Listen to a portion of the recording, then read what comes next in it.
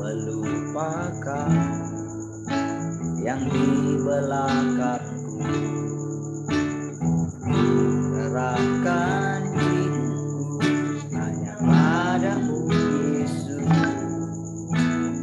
dan ku berlari kepada tujuanku. Kau beriku hari yang baru, yang lama tak berlalu.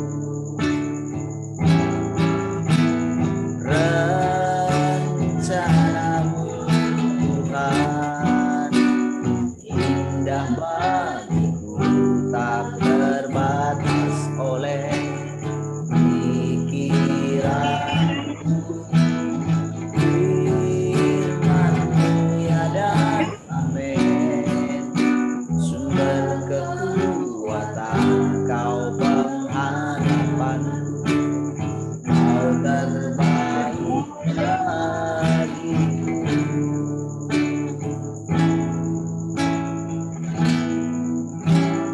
Ku melupakan yang di ku serahkan diriku hanya padamu Yesus, dan ku berlari kepada tujuan.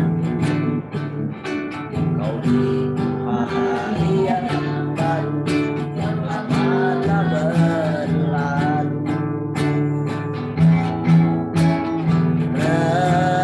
Rencana-Mu oh Tuhan indah bagiku, tak terbatas oleh pikiranku.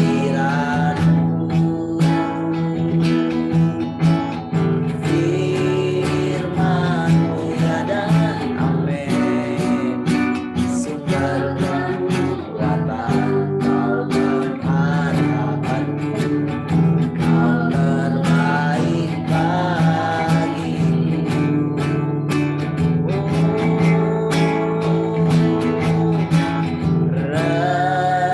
Rencana-Mu Tuhan indah tak terbatas oleh pikiranku.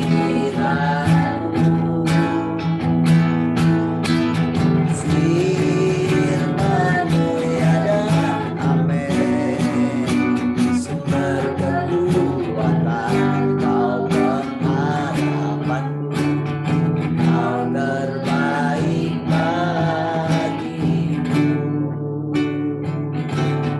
Oh, Kau terbaik bagiku, Kau segalanya Tuhan.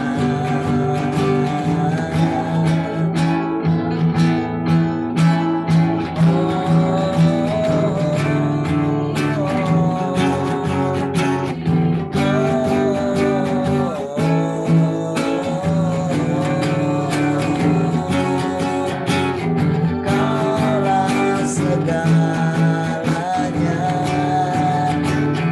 Kaulah irama hati kami, Kaulah pusat hatiku Tuhan.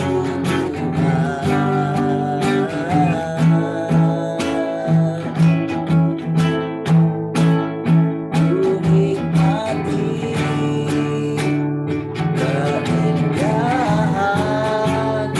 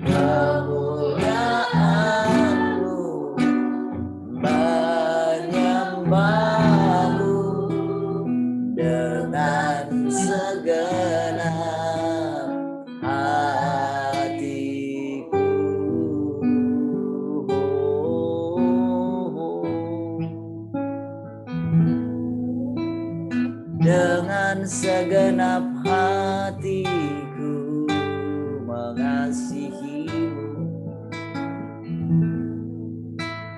Oh,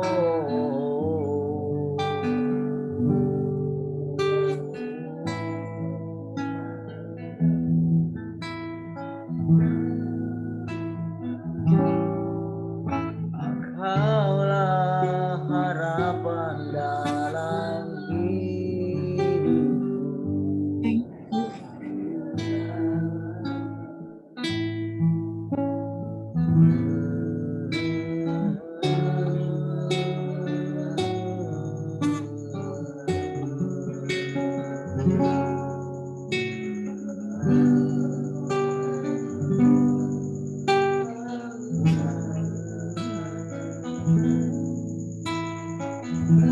Haleluya.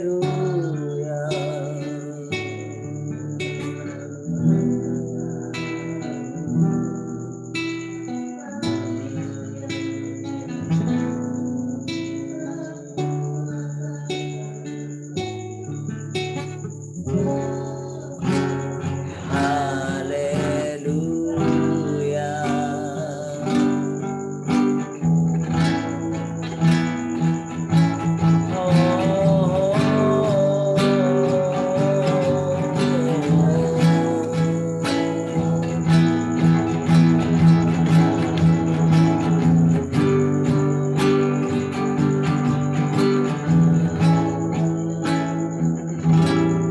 Kau lebih indah dari emas perak dan permata. Kau lebih mulia dari semua yang di dunia. Sungguh ku terpesona akan Engkau. Kaulah yang terindah, lebih berharga dari segalanya. Kau lebih indah dari emas perak dan permata. Kau lebih mulia dari semua yang di dunia. Sungguh ku terpesona akan Engkau. Kaulah yang terindah, lebih berharga dari segalanya. Hanya Engkau di dalam hidupku. Kau lebih indah dari segalanya. Hanya Engkau kekasih jiwaku. Namamu Yesus indah di hatiku. Kau lebih indah dari emas perak dan permata. Kau lebih mulia dari semua yang di dunia. Sungguh ku terpesona akan Engkau. Kaulah yang terindah, lebih berharga dari segalanya. Lebih berharga dari segalanya. Lebih berharga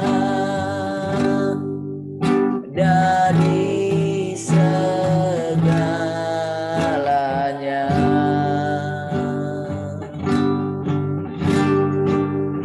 Kasih Tuhan, kami bersyukur.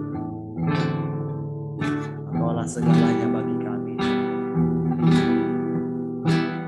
Engkaulah napas hidup kami. Engkaulah tujuan hidup kami. Terima kasih Tuhan. Engkau boleh menyatakan dirimu di tengah-tengah kami. Bahkan Engkau boleh menyatakan dirimu sebagai Tuhan yang berinkarnasi di dalam kami.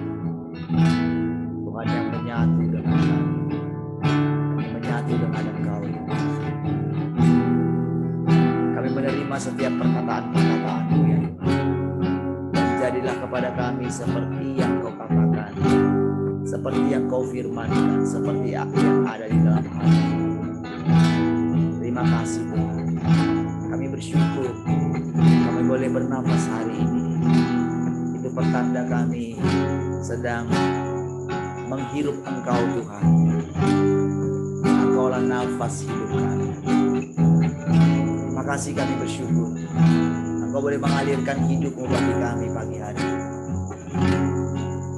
Engkau boleh bercerita dan kami boleh mendengarkannya dengan baik. Engkau boleh menyampaikan isi hati-Mu bagi kami.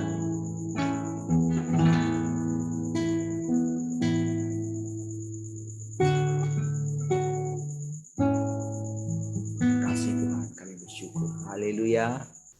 Sama-sama katakan amin.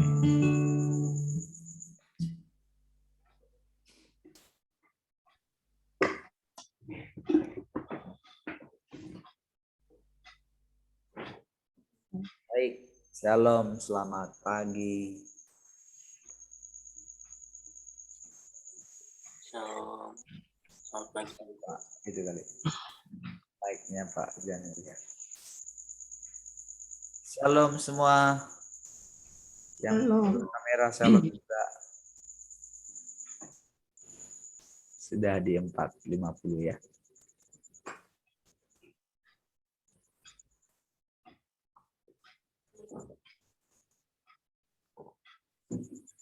Ya. Shalom, adakah yang mau bercerita lagi?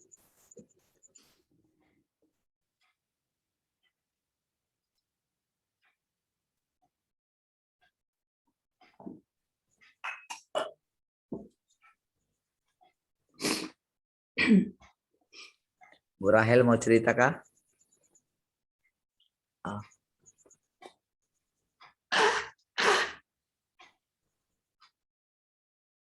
Oke. Ada yang mau cerita? Mak Tian mau cerita kah?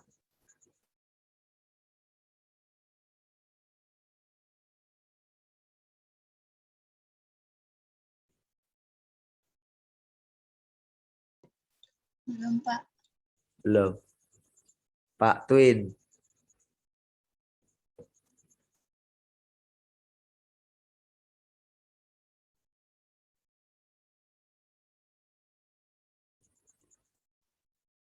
Shalom saudara. Belum.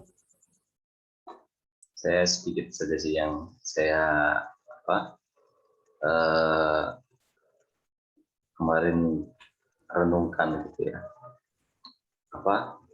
Akhir kita kan bicara tentang apa itu menjadi orang yang menggenapi 144.000 ya, yang ada di Wahyu 14 itu gitu ya. Dulu waktu waktu dengan pengertian yang dulu gitu rasanya, wah siapa ya yang mampu dari sekian dalam cara berpikir kita yang lama gitu, siapa yang sanggup menggenapi itu gitu. Pasti orang-orang yang sangat terpilih gitu ya, yang sangat orang hidupnya yang sangat kudus sekali gitu, yang harus diantara berapa ribu orang, kalau untuk berapa juta orang misalnya yang dipilih dari orang Israel, atau di antara berapa miliar orang yang ada di muka bumi ini gitu ya. Itu rasanya sangat kecil kemungkinan menjadi bagian itu gitu. Tapi saudara, dengan beberapa kejadian yang kami alami gitu ya, ketika kami sharing gitu, kami ngobrol gitu, ternyata justru sebaliknya ketika sekarang kita melihat keadaan hari-hari ini, saudara, ternyata untuk menggenapi itu justru kayaknya susah. Maksudnya susahnya untuk mencari orang yang sebegitu itu susah gitu loh. Karena apa? Semuanya tidak memilih untuk itu gitu. Justru sebaliknya gitu yang sama. Jadi karena semuanya orang-orang yang kita anggap gitu istilahnya, selama ini kita lihat sepertinya punya pengertian yang apa namanya yang dalam tentang Tuhan, pengertian yang wah. Namun ketika diperhadapkan dengan kondisi, dengan keadaan gitu, justru malah memilih dunia gitu ya. Sekarang membuat kita terheran-heran, oh berarti sekarang justru malah terbalik. Untuk mencari orang yang 144.000 itu justru malah sulitnya bukan karena orang sulit untuk berjuang masuk, tapi sulit mencari orang itu gitu. Makanya ketika Tuhan mengatakan apa namanya, ayo cari orang yang mau pesta gitu ya. Ternyata sampai enggak ada undangan udah dibagi semua, tapi kok nggak ada yang datang gitu. Kemudian yang datang kok cuman apa namanya, nggak ada yang datang, kurang, ayo siapa pokoknya yang di jalan-jalan semuanya yang orang yang mau gitu. Susah untuk orang diajak ke pesta itu susah gitu ya. Ternyata kondisi yang sekarang ini sangat menggambarkan sekali apa yang dikatakan Tuhan gitu ya. Untuk menggenapi 144.000 itu ternyata justru apa namanya, sulitnya itu bukan orang yang mau masuk, tetapi sulitnya untuk menggenapi kuota itu gitu. Saudara, banyak hari-hari ini orang lebih memilih bergabung dengan dunia ini, saudara. Namun walaupun demikian, kita percaya bersama-sama semuanya Tuhan ada di dalam kita, baik itu dalam keadaan baik maupun dalam keadaan yang tidak baik, gitu ya. Baik itu di surga maupun saat di neraka, itu Tuhan ada di dalam kita. Kita belajar itu, saudara. Itu yang membuat kita memiliki semakin hari semakin kokoh hati kita gitu menghadapi apa yang terjadi, apa yang bahkan kita harus dipisahkan dengan orang-orang terdekat kita gitu. Itu membuat ketika Tuhan tunjukkan ini, ada satu kekuatan yang baru gitu.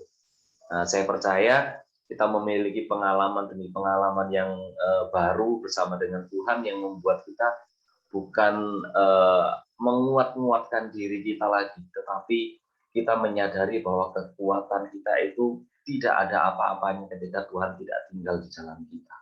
Dan kekuatan kita hanyalah Tuhan yang tinggal di dalam kita. Mungkin itu. Tuhan Yesus memberkati. Baik, puji Tuhan ya. Jadi bukan masalah susahnya kan, tapi ternyata malah ya nggak ada orang yang mau kan. Dan juga mengenai undangan itu juga kan undangan pesta perjamuan gitu kan. Terus selama ini kita berpikir udah luar biasa sekali kan orang yang dapat undangan gitu. Tapi lucunya kok di perumpamaan itu malah nggak ada orang yang mau ke undangan itu. Itu kan sesuatu yang kalau yang normal ya, kan itu kan kalau orang undangan kan lihat-lihat juga ya siapa yang undang ya, ya enggak? Kalau yang undangan orang penting, waduh itu berjubel langsung kan, ya enggak? Biasanya kan begitu kalau orang penting yang undang gitu, pasti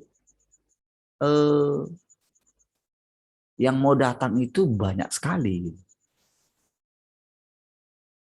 Tetapi berarti sepertinya undangan itu gimana ya, kayak nggak menarik apa piye?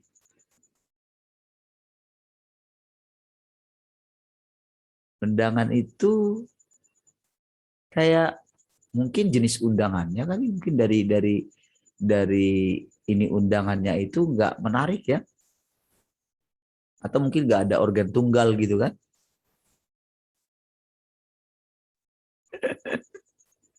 Sekarang katanya kalau kemarin kebetulan ada ini ya, ada tentang membicarakan masalah bendera merah putih nggak dinaikkan itu ya, atau gimana ceritanya gitu.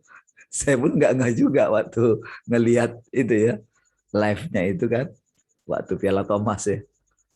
Kan bendera merah putih gimana kok bisa kebawa gitu ceritanya. Lewat apa enggak lewat sensor, gimana ceritanya ya? Cuman jadi permasalahan juga kan. Itu ibarat ini katanya, ibarat pesta pernikahan nggak ada organ tunggalnya gitu. Biasanya kan itu katanya sudah jadi prasyarat gitu kan, sudah ada mempelainya, sudah ada pengantin perempuan, pengantin laki-laki, sudah ada ini. Tapi begitu ditanya nanti pakai apa, musiknya pakai apa, ketika ditanya nggak ada, udah kamu nggak jadi mantuku katanya gitu. Nah, kira-kira begitu kali ya. Sehingga undangan itu kok sampai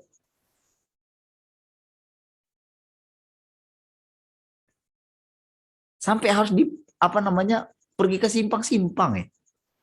Padahal kan yang diundang itu yang pertama kan justru adalah orang-orang yang dekat ya. Ya kan? Undangan orang-orang dekat itu loh.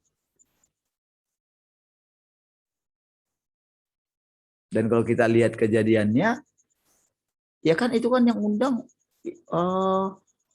ya pejabat terkenal gitu.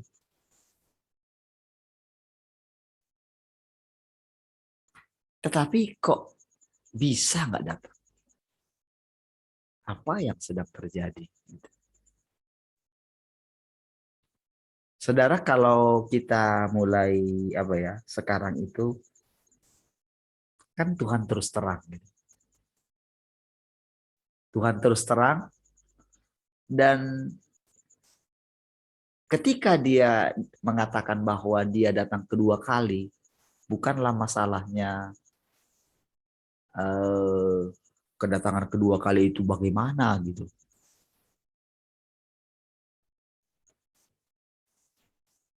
Sehingga berita kedatangan kedua kali juga itu menjadi berita yang sudah biasa jadinya kan. Sampai-sampai sudah jelas pun tandanya, itu heran orang malah ya sudahlah, ini waktunya masih lama kok. Padahal sudah jelas kalau menurut Alkitab itu. Sudah jelas sekali. Dan ternyata tidak ada yang mau tuh. Seperti dikatakan tadi ya, bukan susahnya menjadi 144.000 itu, tapi untuk mau ke situ aja udah susah gitu loh. Untuk mau menjadi satu dari 144.000 itu sudah nggak mau gitu, sudah sulit sekali. Betul gitu. Ya, karena apa, saudara? Karena memang, saudara,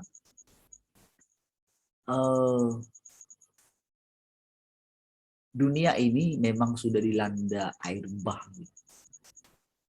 Cuman air bahnya itu nggak kelihatan. Gitu. Jadi semua sudah sedang berusaha menyelamatkan diri saja kan. Kan semua kalau kita lihat di air bah itu kan ada yang mau mencoba pertama-tama naik memanjat pohon mungkin, atau mungkin lari ke gunung gitu ya. Tapi ternyata di gunung juga dikejar gitu. Begitu lihat, mereka teringat dengan bahteranya Nuh itu, pintu sudah ditutup gitu kan. Mereka teriak-teriak. Sampai mungkin di atas gunung, mereka juga naik ke atas pohon kan. Belum lagi bagaimana binatang-binatang yang lain juga kan. Saking paniknya kan tabrakan dengan mereka gitu. Bagaimana ular mungkin segala macam. Wah, tambah panik lah gitu. Itu ada satu kepanikan yang luar biasa. Ya. Saudara, air bah yang sedang terjadi sekarang ini, saudara, adalah sampai membuat, saudara, setiap orang itu nggak tahu lagi gimana caranya bersekutu dengan Tuhan. Nggak tahu lagi gimana, bahkan perasaannya itu sudah mati. Hubungan dia dengan Tuhan menjadi sangat kaku sekali. Saudara, kemarin itu saya merenungkan begini ya, ketika saya lagi doa makan beberapa kali terus tentang kalau misalnya kalau kita mau tidur gitu kan kita doa ya.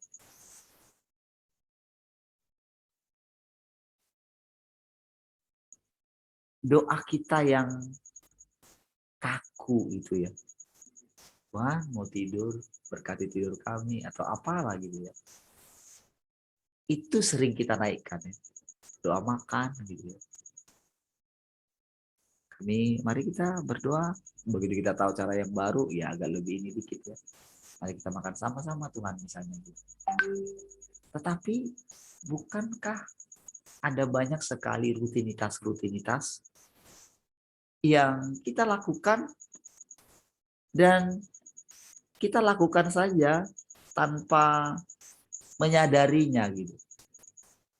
Kalau itu sesuatu yang sangat gimana ya? Kira-kira kalau kita jadi Tuhan gitu, di pihak Tuhan gitu. Lalu kita mendengarkan itu setiap hari, basa-basi itu. Di mana perasaan kita? Dan itu sudah kebanyakan seperti itu gitu. Orang serius hanya pada saat menderita.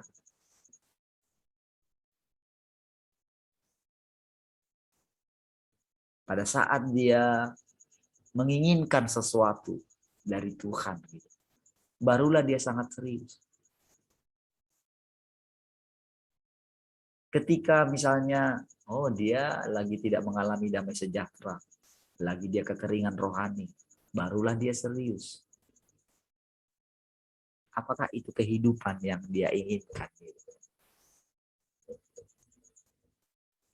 Lalu apakah akhirnya jadinya Tuhan itu senang buat kita itu menderita jadinya gitu.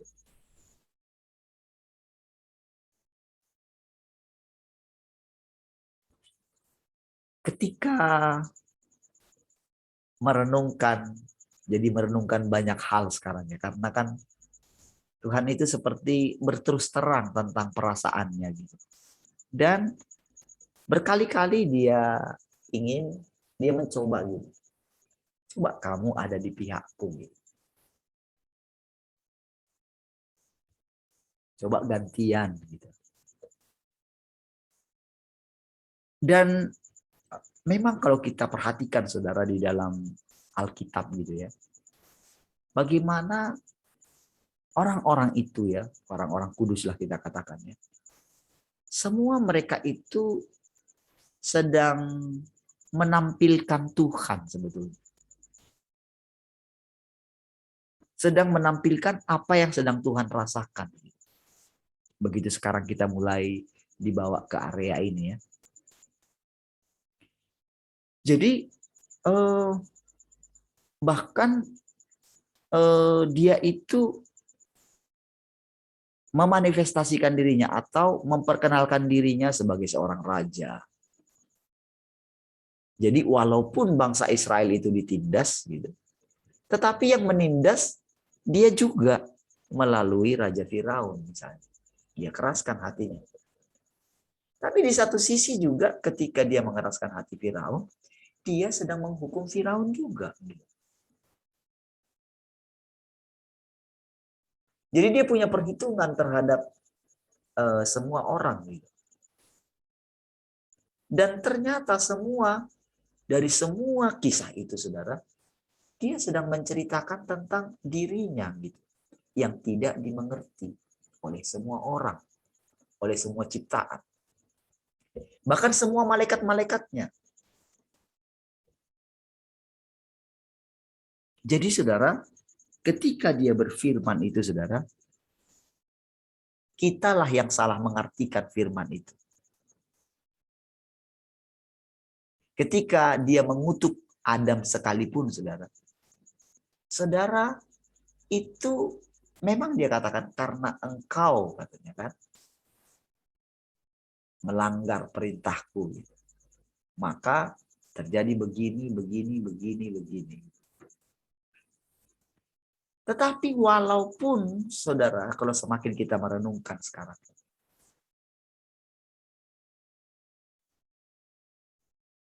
itu saudara, Adam itu jadi salah menilai memang. Karena sekarang saudara dia ada di pihaknya si pemberontak jadinya kan. Karena apa? Karena dia mendengarkan perkataan ular. Ular, perempuan mendengarkan perkataan ular, dia mendengarkan perkataan perempuan itu. Karena dia sangat mengasihi perempuan itu. Karena memang perempuan itu dari dirinya sendiri. Saking dia itu nggak punya teman gitu ya, untuk curhat gitu.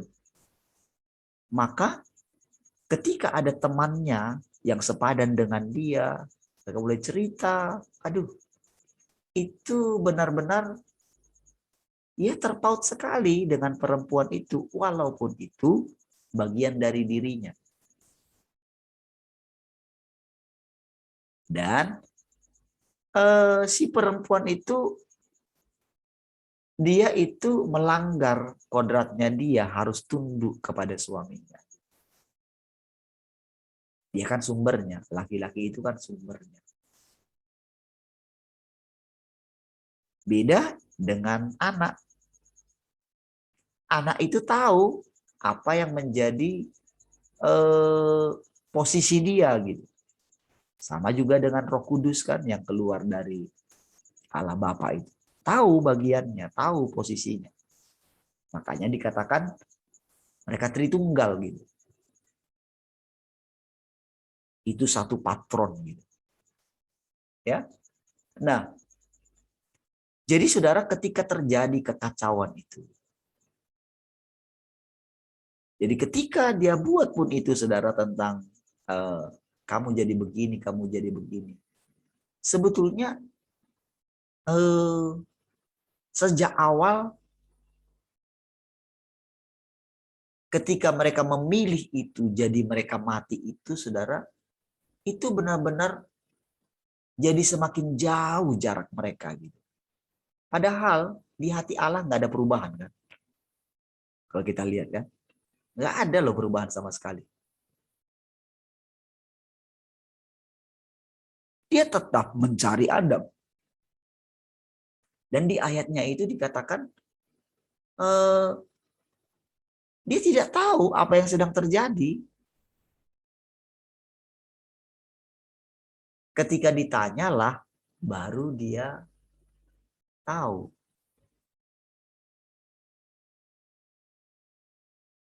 Saudara, ada satu makna di situ, saudara. Jadi sekarang kita mesti begini ya.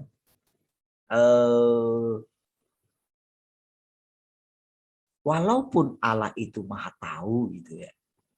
Tetapi ada hal yang memang dia sengaja tidak tahu. Sengaja tidak mau tahu gitu. Tidak mau dia tahu semua gitu loh, perasaan kita. Makanya ditanya, di mana kamu? Lalu muncullah Adam kan? Karena nggak mungkin dia nggak muncul.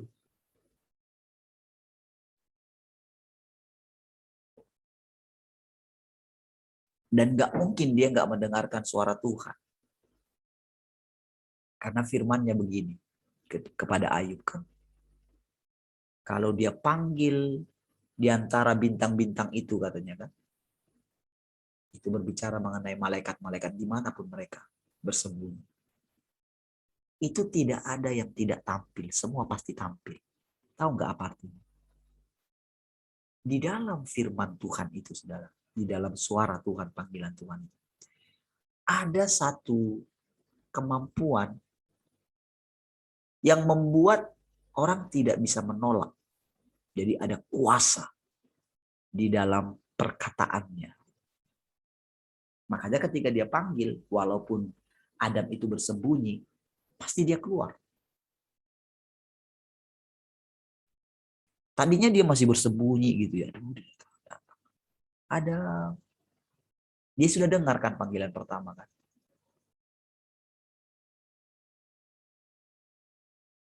Adam. Dia udah dengerin. Di manakah engkau? Apakah Tuhan tidak tahu persembunyiannya? Mana mungkin tidak tahu. Mau dia bersembunyi di dalam gua sekalipun, apa tidak tahu? Dia tahu kan?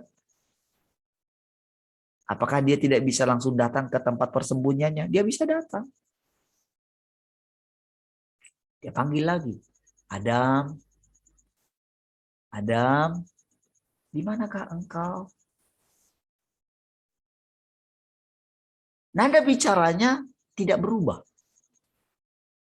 Karena kalau nada bicaranya berubah, saudara, itu makin Adam itu akan pasti makin ketakutan.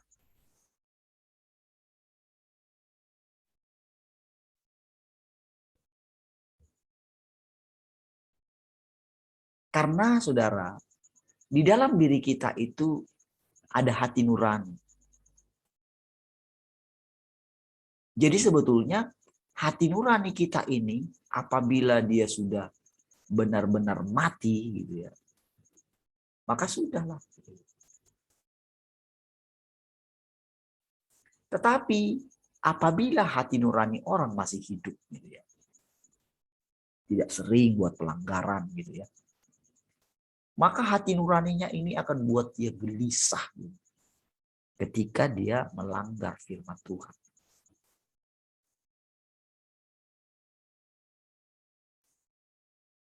Jadi mari coba perhatikan hati nurani kita.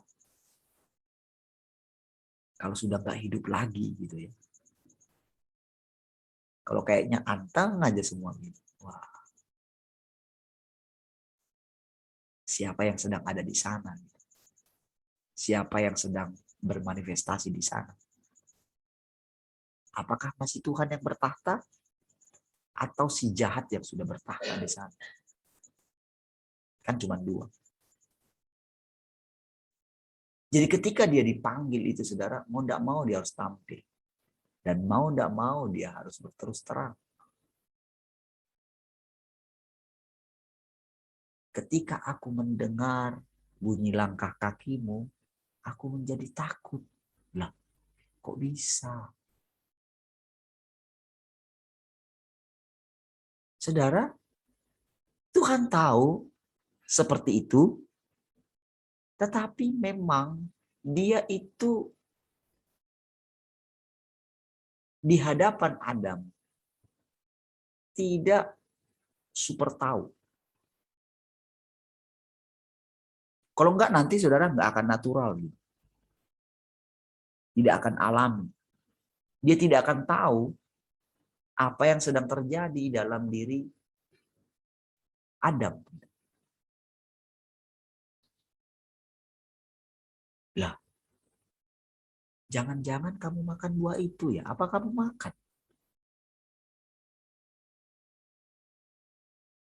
Coba perhatikan di situ saudara. Oke, dia tahu segala sesuatu. Tapi kenapa dia masih tanya itu? Dan pertanyaannya begini, kamu pasti makan buah itu ya? Kamu makan buah itu kan? Atau dia tidak datang langsung, begitu dia makan buah itu, langsung dia datang ke situ. Atau dihalangi dia untuk makan itu. Itulah orang sering menyalahkan Tuhan di situ. Kalau Tuhan tahu kalau mereka akan makan, kenapa ditempatkan di situ?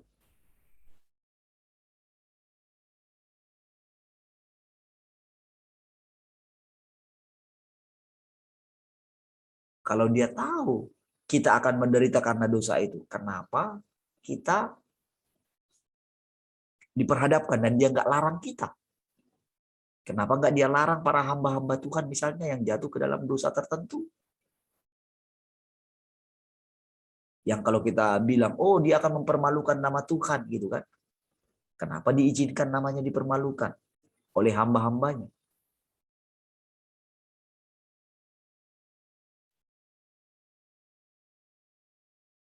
Ada banyak sekali saudara misteri yang selama ini saudara orang tanyakan itu dan dapatkan jawabannya. Karena apa? Karena mereka selalu buat jarak antara diri mereka dengan Tuhan. Kalau kita buat jarak diri kita dengan Tuhan, kalau Tuhan itu benar-benar mengatakan begini, tahu nggak kamu? Semua yang kau hidupi, itu aku hidupi. Percayakah engkau, aku bisa hidup benar-benar seperti engkau hidup? Percayakah saudara?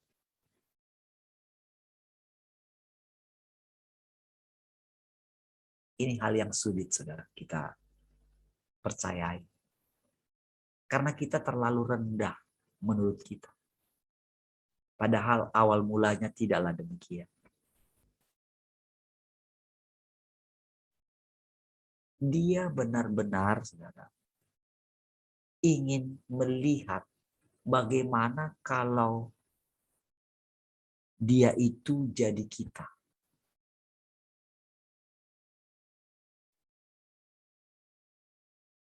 Saudara, kenapa bisa begitu saudara? Karena di awal semua sudah dikerjakan dia. Jadi ketika dipilih satu orang saudara, itu benar-benar dirinya kan? Yesus itu. Karena kan firman-Nya yang turun. Jadi Yesus itu tidak dilahirkan oleh keinginan laki-laki dan perempuan. Kan orang yang lahir baru juga demikian kan? Kita dilahirkan oleh Allah. Bukankah begitu? Berarti kita adalah Allah. Dan sekarang Allah itu terkurung di dalam tubuh manusia yang berdosa ini. Tetapi dia sudah berfirman, dosa sudah diselesaikan.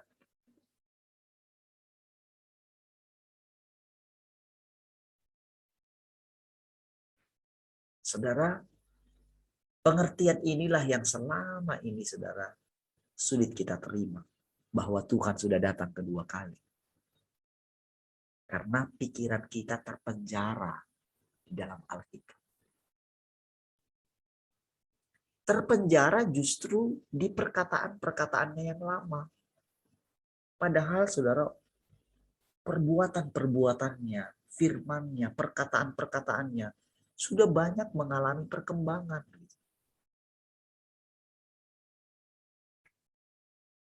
Kisah-kisah dalam Alkitab itu saudara, itu kisah dari awal sampai akhir.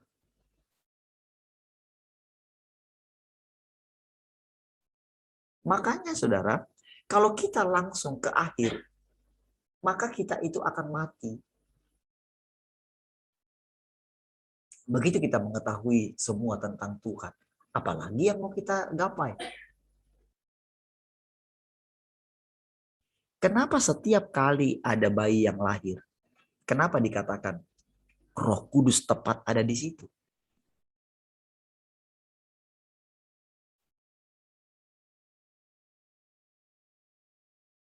Dia sangat saudara menikmati saudara prosesnya. Bahkan ketika dalam kandungan, dia perhatikan.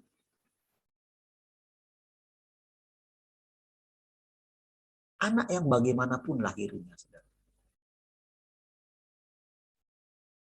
Maupun dia anak yang tertolak, anak yang lahir bukan karena pernikahan yang resmi, anak yang lahir karena perkosaan mungkin, atau apa saja. Lahir di pelacuran mungkin.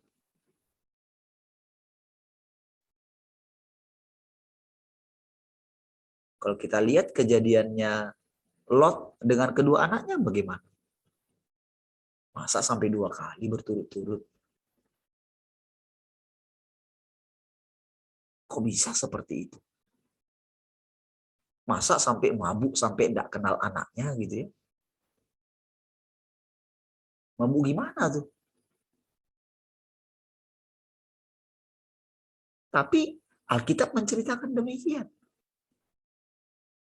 Sampai Yehuda juga dengan menantunya.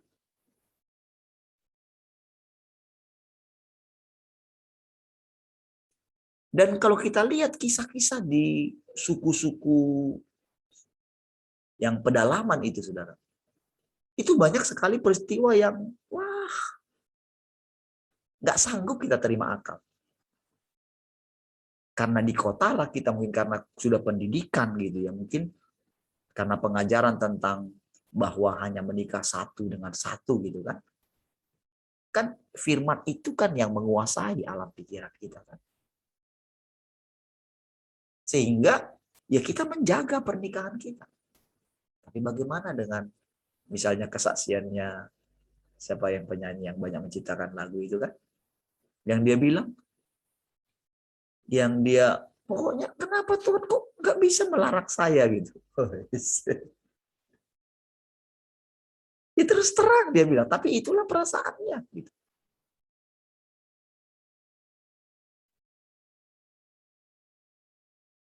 Dan setelah dia melihat itu, dia mulai menemukan satu rahasia tentang Allah gitu. Apakah mereka tidak jujur dengan keadaan? Mereka jujur, itulah keadaannya.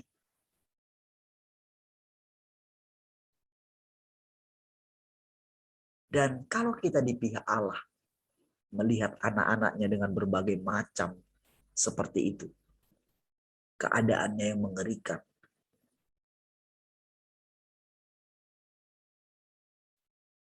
Bagaimana ketika agama tertentu menganiaya agama yang lain? Bukankah itu semua anak-anaknya dia? Gimana perasaannya? Kalau dia melihat anaknya yang berlindung di balik kebohongan, dusta terus. Lalu nggak ada kan orang yang mau bergaul dengan orang seperti itu kan? Siapa yang mau? Tetapi pernahkah kita pikirkan tentang perasaan Tuhan? Dia tahu tentang keadaan orang itu. Makanya dia bilang, yang membutuhkan tabib itu adalah orang sakit. Saudara tahu kan pengertian itu? Kalau kita sehat, kita nggak butuh Tuhan. Artinya, orang sehat tidak merindukan Tuhan.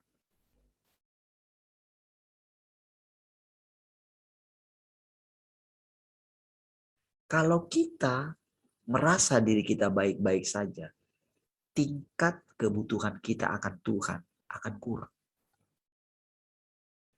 Tingkat menanti-nantikan kita Tuhan akan kurang.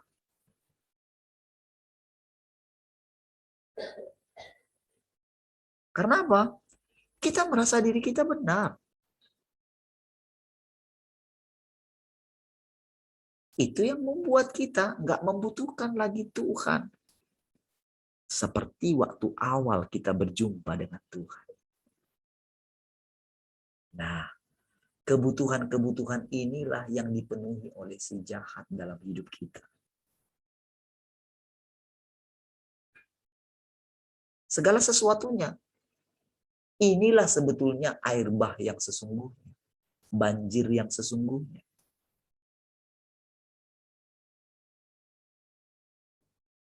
Makanya carilah Tuhan dikatakan sebelum air bah itu datang.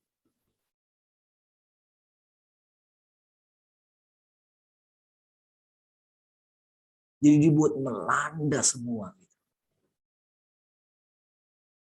Jadi pilihan-pilihan yang dia berikan kepada kita, saudara, yang diizinkan terjadi dalam hidup kita. Itu juga karena pilihan-pilihan yang kita buat sebelumnya. Kalau sejak awal memang hati kita sudah jauh daripada Tuhan, maka pilihannya itu jadi berat.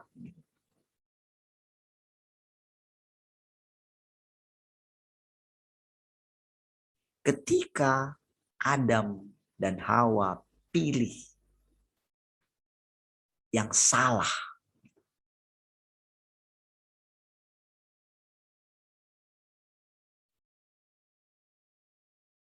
memang tidak langsung terjadi, saudara, dia pilih yang salah itu.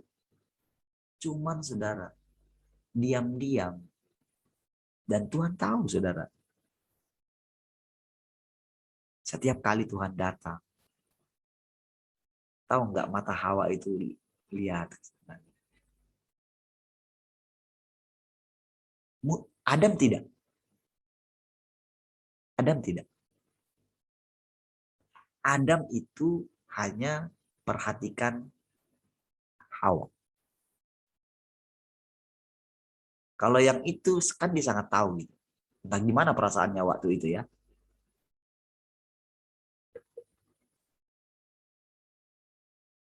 Saudara, Adam tidak pernah mengarahkan pandangannya ke sana, karena ketika dia mendengarkan perintah awal itu, saudara, ada sesuatu, saudara. Jadi dia bukan hanya mendengarkan perintah jangan makan itu, tetapi ada sesuatu di dalam hatinya. Entah bagaimana, ada satu rasa takut oleh karena perkataan itu. Jadi dia gentar karena firman Tuhan itu. Karena dia punya pengalaman terlebih dahulu. Jadi yang sama dia itu, saudara, takut akan Tuhan itu masih tinggi ceritanya. Ya, yang di dalam diri Adam itu. Sehingga untuk mendekat ke sana tidak ada niat sama sekali gitu. Dia selalu jaga-jaga, dia jaga hatinya dengan segala kewaspadaan.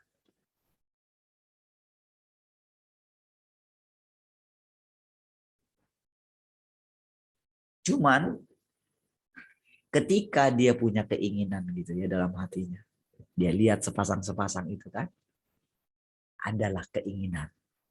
Itu pertama kali keinginan. Cuman keinginan dia tidak diutarakan dia kepada Tuhan. Dia simpan dalam hatinya dan Tuhan tahu. Lalu Tuhan membuatnya tertidur. Benar-benar tidur lelap, sehingga ketika diambil tulang, salah satu dari tulangnya, dia tidak terasa.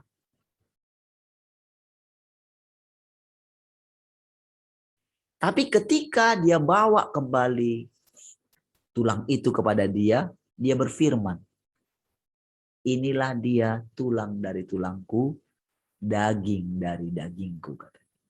Itu dia berfirman di situ. Pertama kali. Ya. Jadilah itu. Lalu saudara, ketika dia bawa. Jadi ingat sekali lagi saudara bahwa yang memandang, jadi ketika Tuhan datang, kan kejadiannya kan tidak langsung ya. Kita tidak tahu berapa lama kejadiannya, tetapi Alkitab itu menceritakan bahwa terjadi kejadian yang seperti itu. Ya. Lalu dikatakan jadi setiap kali Tuhan datang itu saudara, dia mau tanyakan, tetapi dia simpan dalam hatinya. Apalagi saudara, jeda waktu antara Tuhan datang pagi-pagi itu, lalu sore kan ada jeda waktu ya, di mana mereka hidup. Nah, penasarannya itu saudara, dia nggak ungkapkan sama Tuhan. Cuman dia simpan dalam hatinya. Kenapa ya? Kok suamiku bilang, kok Adam bilang, kenapa ya nggak bisa ya makan ini? Ketika dia tanya suaminya, saudara, suaminya itu bilang, pokoknya nggak bisa makan itu. Semua Ngapain kamu sih perhatiin itu sih? Bukankah banyak buah yang lain gitu, yang lebih menarik dari buah itu? Kenapa kamu mesti perhatiin itu ya? Jadi saudara, Hawa itu seperti Delila bagi Simpson, saudara. Dia tanya terus, kenapa sih?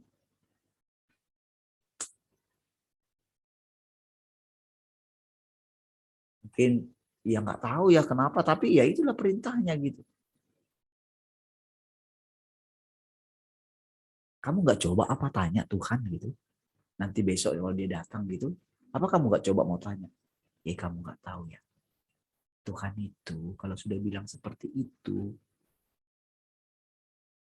sudah dia berfirman, sudah taat saja. Bayangkan berhari-hari, saudara. Karena dia nggak puas dengan suaminya, jawaban suaminya, dia mulai bertanya kepada yang lain. Dia tanya ke pohon-pohon yang lain. Dia coba tanya, hei kalian tahu nggak? Kalian waktu dulu diciptakan, kalian sudah tahu nggak kalau pohon itu ada di situ? Dia tanya binatang yang lain.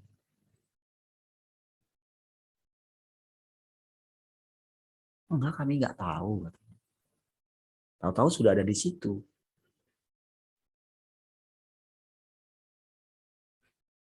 Ditanya yang lain, semua ditanya.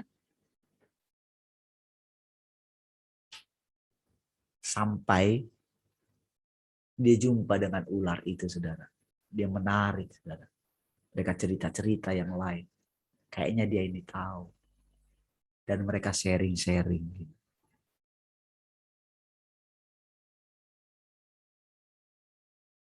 Jadilah tipuan itu. Tidak. Nanti kalau kamu makan itu, matamu akan terbuka. Nah, saudara, itu kan ular yang bilang.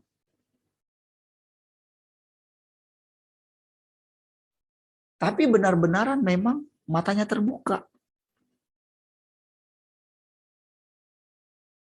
Tahu tentang yang baik dan yang jahat. Oh, apa ya yang baik ya? Apa ya yang jahat ya? Dulu nggak mengerti saudara tentang perkataan itu saudara. Karena kan dulu belum ada baik, belum ada jahat. Gitu. Baik dan jahat itu ketika makan buah itu. Adalah baik dan yang jahat. Gitu. Jadi artinya di dalam diri Allah itu tidak ada baik, tidak ada jahat. Gitu. Makanya saudara, apa yang terjadi dalam hidup kita ketika kita melihat merugikan kita, kita anggap Tuhan itu jahat. Makanya kita nggak pernah mau mempercayakan diri kita kepada Dia. Karena anggapan kita, karena kita salah dengar firman, salah menangkap isi hatinya Tuhan. Kita pikir karena Tuhan berfirman,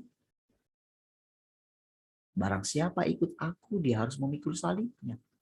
Lalu ada cerita tentang orang kaya, orang muda yang kaya yang mengikut Tuhan. Bagaimana caranya untuk menjadi sempurna? Lalu dia bilang, juallah segala milikmu, lalu ikutlah aku. Terciptalah di dalam pikiran manusia bahwa mengikut Tuhan itu harus miskin. Lalu karena Tuhan Yesus mati di atas kayu salib, lalu ada firman wajib hidup sama seperti Kristus telah hidup. Tahu nggak? Itu selalu menghasilkan di dalam manusia itu ekstrim gitu. Pikiran yang ekstrim. Sehingga saudara kita lihat sepanjang masa saudara, sepanjang zaman, orang-orang Kristen itu selalu dianiaya terus. Sementara peran bagi Ismail itu selalu di situ terus. Harus jadi keledai liar terus. Harus jadi penganiaya terus gitu loh.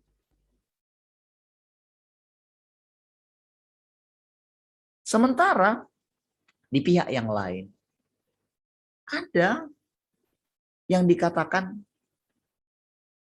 di agama mereka itu yang nasionalis katanya kan. Mereka menghargai semuanya. Tetapi dia yang sangat memperhatikan ajarannya, mereka sangat radikal. Bahkan rela membunuh orang. Di kekristenan, di Yahudi kan ditemukan itu. Di kekristenan juga ada.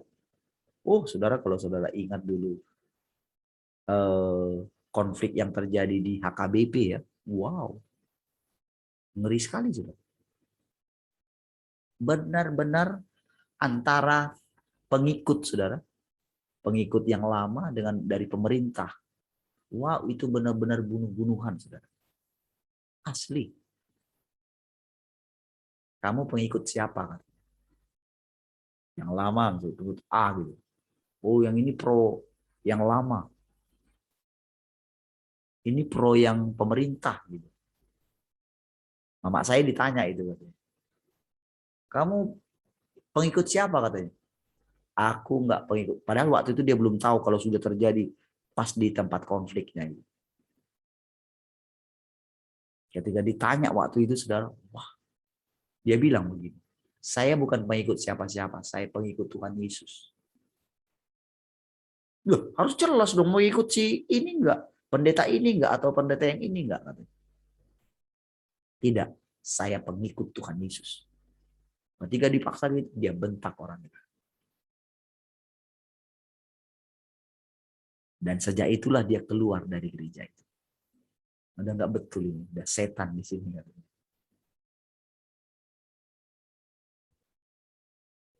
Saudara, ketika kita mendengarkan firman, termasuk memang yang saya bilang tentang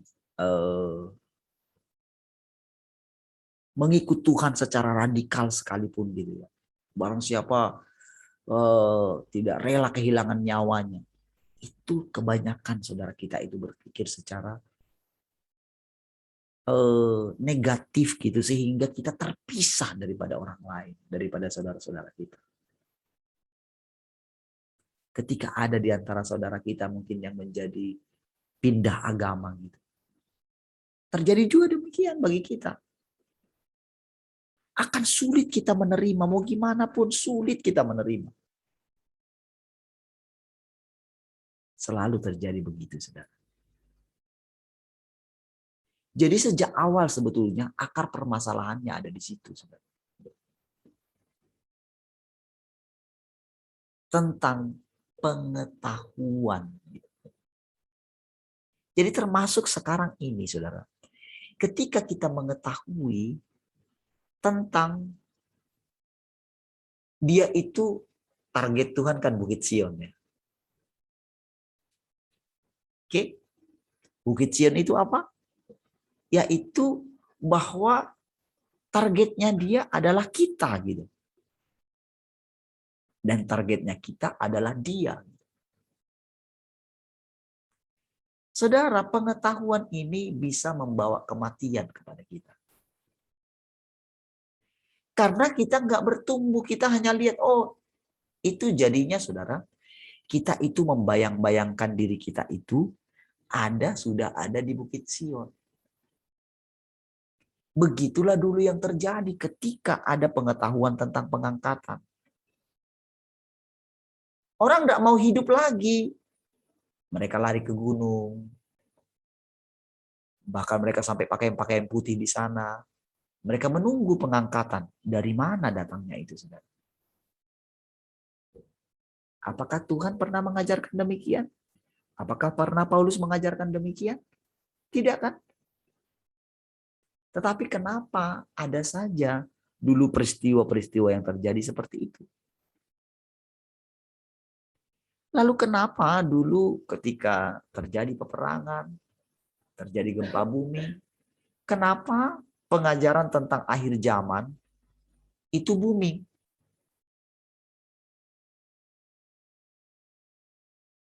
Dan tiap tahun itu saudara, pengetahuan tentang bagaimana chip, bagaimana ini, siapa nanti antikrisnya, siapa itunya nanti. Itu dari tahun ke tahun, saudara. Itu berubah.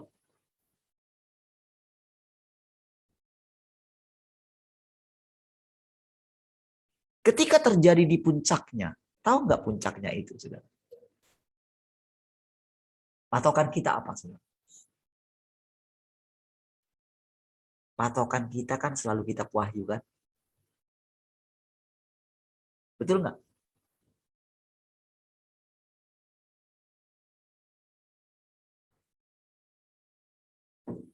Dan pengertian tentang kitab Wahyu ini selalu memisahkan satu dengan yang lain. Permasalahannya ada di sini, saudara. Kenapa kita jadi takut kepada antikris? Kenapa kita jadi takut kepada penganiayaan?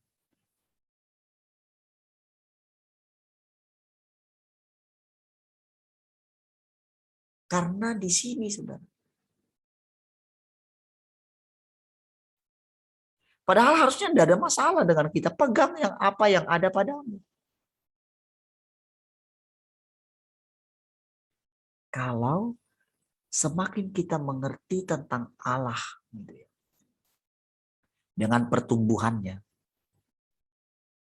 maka kita tidak akan ada takut sedikit pun dan kita tidak akan tergoncang terhadap apapun yang terjadi di dunia ini.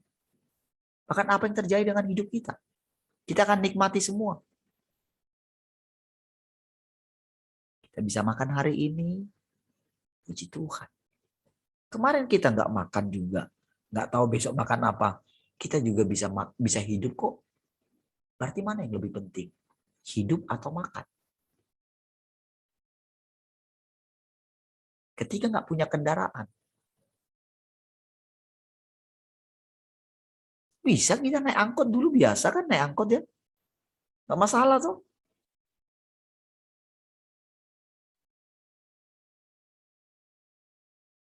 Ketika nggak punya uang sama sekali, saya bisa antar jemput anak istri saya pulang pergi gitu. Iya. Ongkos untuk angkot pun nggak ada. Kami diam aja waktu itu. Karena kami menikmati memang, saudara. Tidak masalah. Dan misalnya datang gitu. Loh, kami sudah nggak punya uang gitu. Ah, gimana kayak gitu? Atau bilang, gimana kayak gitu ya? Tapi biasa kami lakukan.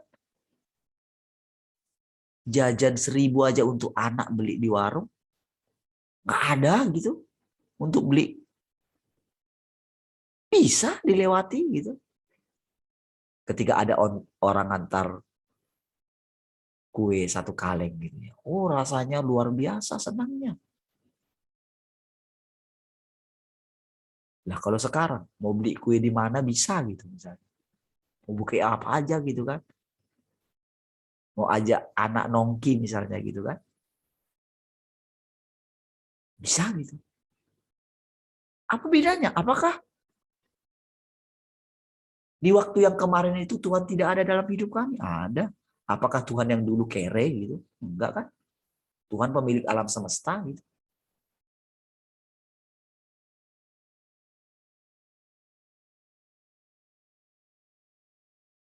Jadi saudara, keinginan-keinginan kita lah yang sangat kuat itulah yang membuat kita itu berhenti menikmati hidup.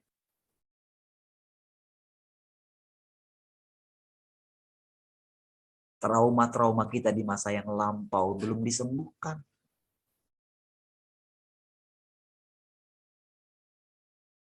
Sehingga lahirlah istilah, memang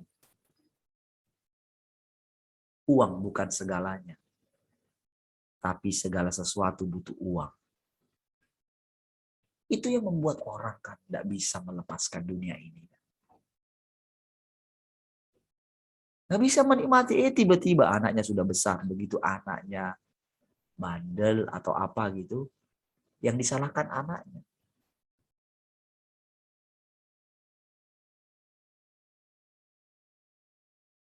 Karena apa, saudara? Nggak menikmati hidup itu. Gitu. Begitu anaknya sudah besar, lalu ingat lagi. Seandainya dulu anak saya bisa hidup, ingat lagi. Kita kan pengen kan menikmati masa kecil anak-anak kita kan. Ketika kemarin cerita ulang tahun ketiga. Gitu ya. Yang saya ingat apa? Ketika anak saya Kesia dulu ulang tahun. Yang kedua.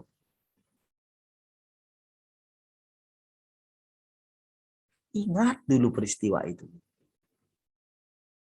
Si kembar yang saya ingat, tahu nggak si kembar itu yang paling saya ingat? Dulu ketika saya pulang ke Malang gitu ya. Karena mereka ada di Malang waktu itu. Wah, nyampenya udah agak, ya udah larut sekali. Gitu. Saya lihat gitu. Setelah 6 bulan berpisah. Gitu. Saya ingat sekali.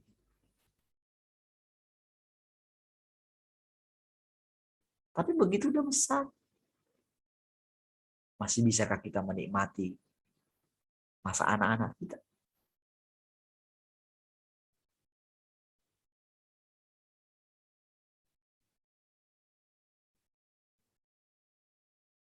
Saudara, itulah hidup, saudara.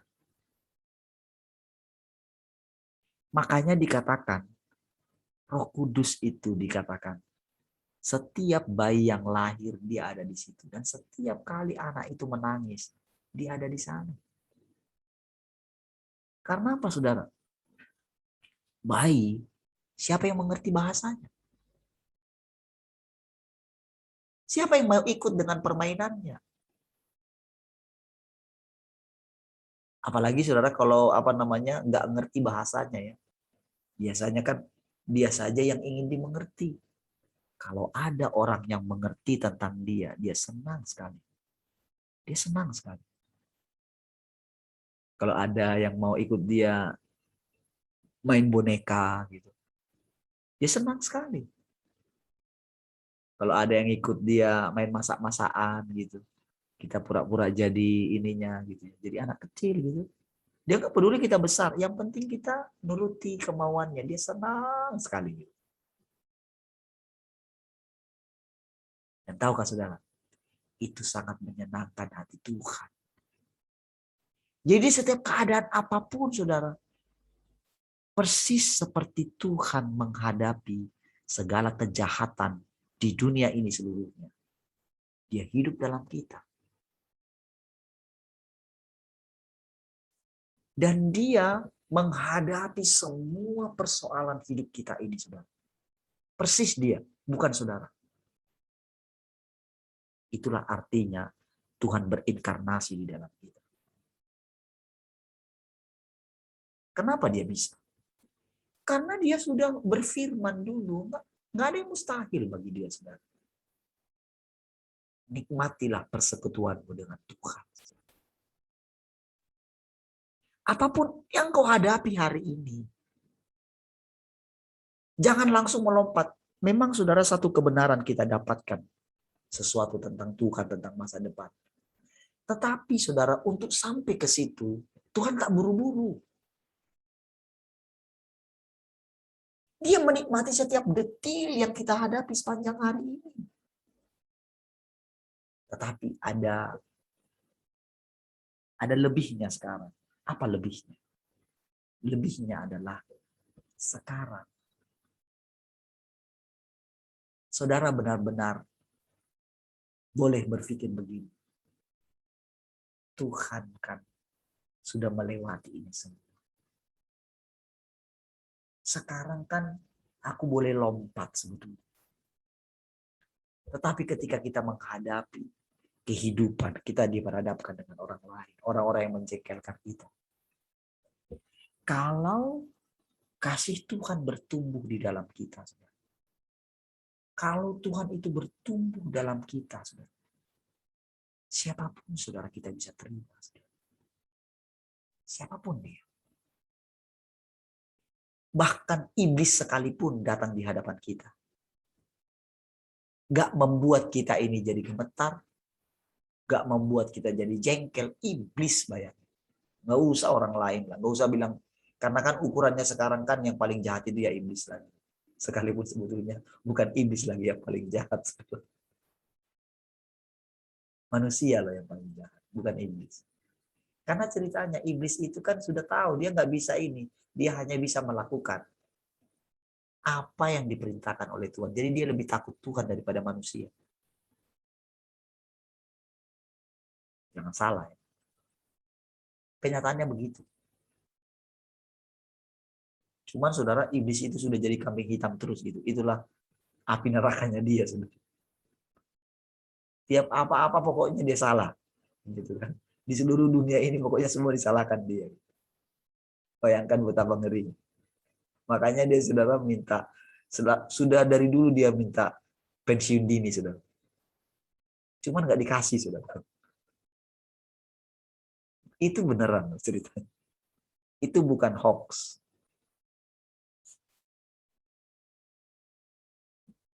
Jadi untuk kali ini saudara dia itu ketawa saudara dengarnya. Itu kayak satu gimana gitu ya, satu pencerahan. Itu seperti dia ditarik keluar dari apa namanya jurang maut gitu. Dilepaskan sebentar gitu. Jadi dia bisa bernapas lega gitu. Bayangin saudara ketika dia itu menghadap Tuhan gitu. Bayangin selama ini kan kita tahu kan dia nggak bisa lagi karena sudah dilempar gitu. Tetapi kenapa ada cerita Ayub itu saudara? Dia bisa nyelonong di situ. Berarti saudara ada satu perubahan kan di dalam hati Allah kan? Ya enggak? Karena ceritanya begini saudara. Apa sih jarak antara bumi dengan surga? Dilemparkan pun dia itu dilemparkan dari mana? Dari mana ke mana dilemparkan saudara? Kalau kita agak inilah, agak sedikit terbuka wawasan kita gitu. Jadi kalau Allah itu besar, berarti kan Allah kita ini besar ya. Kita ini juga besar ya. Kan Allah yang dalam kita nih. Kalau Allah berkeliling alam semesta, berarti kan kita bisa berkeliling alam semesta dong. Karena kan Allah dalam kita. Apa yang membuat orang pergi ke antariksa? Karena pikiran mereka kan. Tidak ada batasnya kan.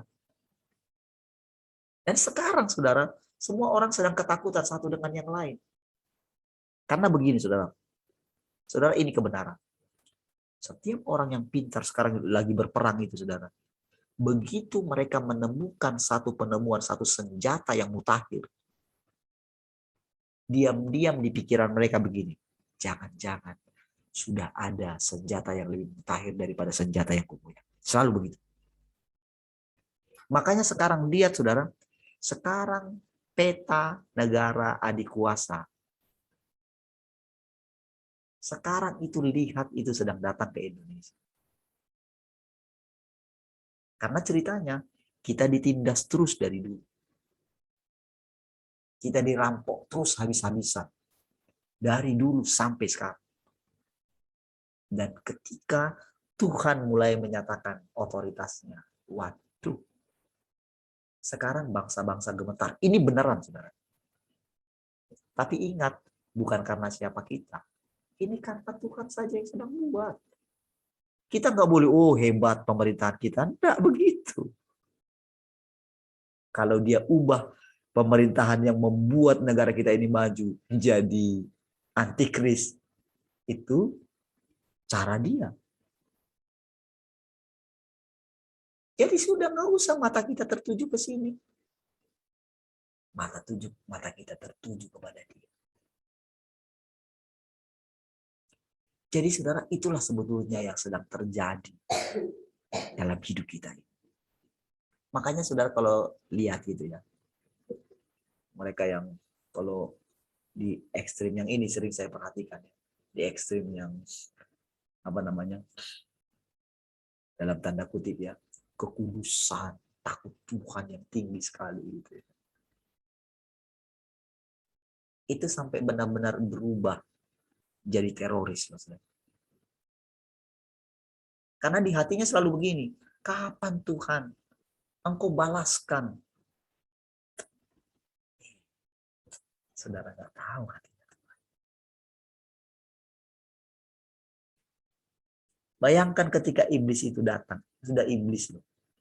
Sudah yang membuat kegemparan di sorga gitu.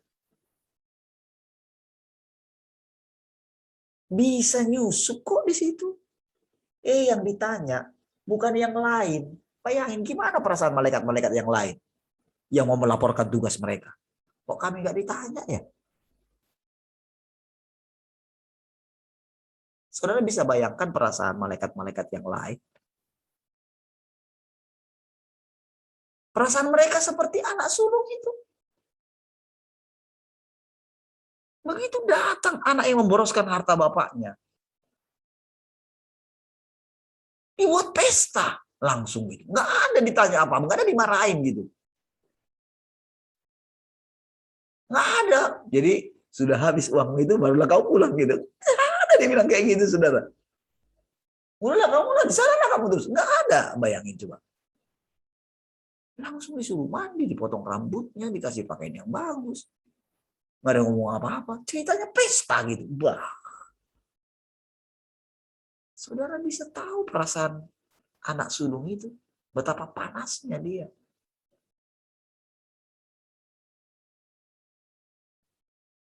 Begitu dia lihat pesta, dia tanya pembantu-pembantu yang lain. Apa yang sedang terjadi? Adikmu sudah pulang.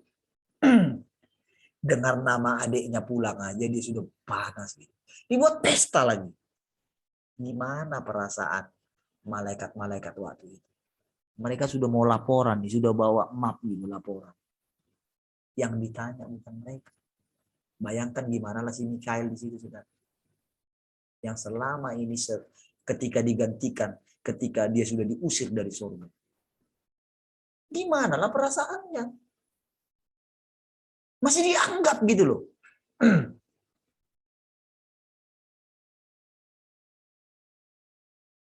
Mungkin di situ, saudara. Cuman dia yang dikasih minum. Disuruh pula malaikat si Mikail kan. Mikail, coba ambilkan di sana anggur yang terbaik itu. Bawa di sini. Katanya kan. Sediakan meja di situ. Dah. 2 gelas pula itu. 1 untuk Tuhan, 1 untuk dia. Please, tos dulu tos kali.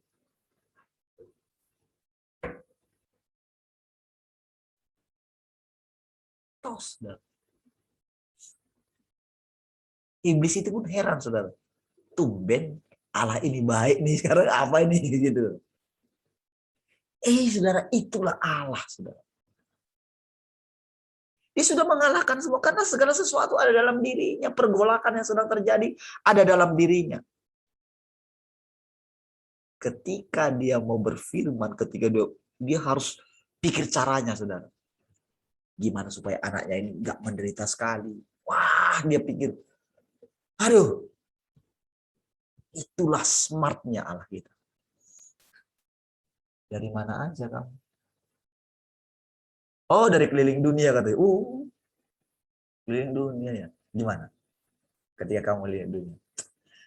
Biasa aja lah. Masa sih? Kamu nggak perhatikan ciptaanku, cerita-cerita gitu. Iyalah. Ya memang kan ya seperti itu kan. Engkau maha kuasa. Masa kamu nggak perhatikan hambaku Ayub katanya. Saya sudah tahu ceritanya kan. Tahukah saudara? Semakin kita mengerti, menyatu dengan Allah, saudara, yang diharapkan dari kita. Maukah kau menanggung beban? Kalau kita Allah, saudara. Kalau dia lihat kita murung ketika kita sudah mencapai ke dalam dia, saudara. Kalau perasaan kita nggak selaras dengan dia, Ketika datang orang kepada kita, saudara, kita lihat dia, kotor, apa. Bisakah kita melupakan keadaan dia yang dulu? Maukah kita mengampuni dia? Siapa saja. Bisakah kita benar-benar sudah melupakan segala kesalahan dia? Kalau belum, berarti kita belum mengerti apa itu perasaan Allah. Itulah yang dia bawa kita ini, saudara. Dalam setiap pekerjaan kita, hadirkan surga di sana. Hadirkan sukacita di sana. Lupakan dulu perbedaan pendapat. Lupakan dulu.